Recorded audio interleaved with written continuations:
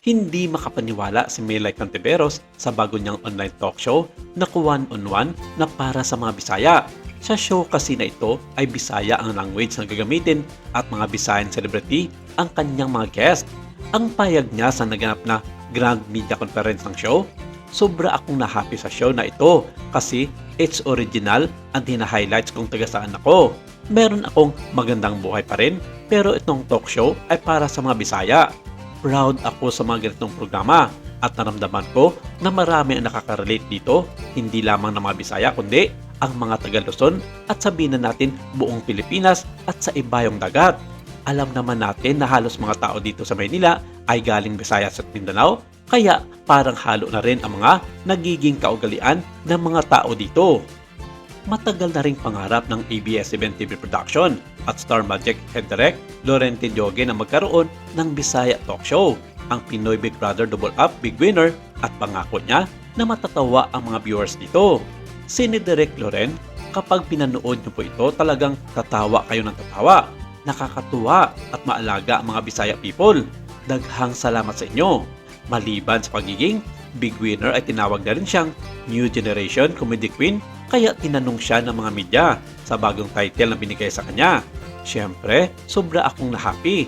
Pero marami pa rin akong dapat pagdaanan na butas para marating iyon. Dahil nga sa New Generation Queen na title ay hindi maiwasang ikumpara siya sa comedy queen na si Ai de las Alas. At may mga netizens sa social media platforms ng X na dating Twitter na pinupost siyang bumida sa remake ng hit comedy film franchise na Ang Tanging Ina. Marami tuloy ang napakomment sa social media tungkol nga kay Ai de las Alas dahil hindi man lang inalupit sa kanya ang nasabing proyekto o kaya binigyan na lamang siya ng papel dito. Para kasing ayaw na ayaw sa kanya ng ABS-CBN buhat noong lisanin niya ang network upang mag-over the backod sa GMA7.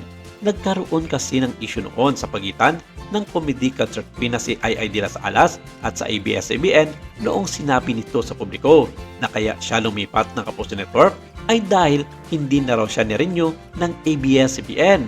Pinanindigan at kinontra ng Kapamilya Network ang naging payag na ito ni Ai laban sa kanila dahil sinabi na nito nung una na nasa kay Ai de las Alas ang huling alas para desisyonan niya kung magre-renew pa ba siya ng kontrata o hindi. Ayon sa ABS-CBN, hindi nila sinabing hindi nila i-renew ang kontrata ni Ai sa kanila. Bagkus, paulit-ulit nila itong sinasabi na hanggat gusto ni Ai na manatili bilang kapamilya ay kanila itong sasuportahan at bibigyan pa ng mga proyekto kung kinakailangan. Balik kay Melay, sinabi nito na ayaw niyang i-bypass ang dating bida ng pelikula na si Ai de las Alas. Pabirong message ni Melay sa mga netizens na nagpo-push, ang tanging ina nyo rin. Kung i-offer sa akin, why not? Sobrang happy. Pero syempre, hindi natin pwede i-bypass si Miss Ai de las Alas dahil siya talaga ang ating Queen of Comedy. Marami na talaga siyang napatunayan sa comedy. Ayan pa si Ate Poki, sina Miss Eugene Domingo. Kung ikwan, why not? Pero sana wala tayong ma-heart. Gawa na lang tayo ng sarili natin. Pero kung magkakaroon nga siya ng sarili niyang movie tungkol sa mga ina, ang title daw nito ay Kwan ng Ina.